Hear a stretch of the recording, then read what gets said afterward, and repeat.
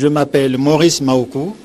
Longtemps j'ai été lié dans l'impudicité parce que j'aimais les femmes, surtout lorsque j'étais à Brazzaville. Heureusement, j'ai rencontré le Seigneur Jésus-Christ qui m'en a délivré, ainsi que de la colère et de l'orgueil.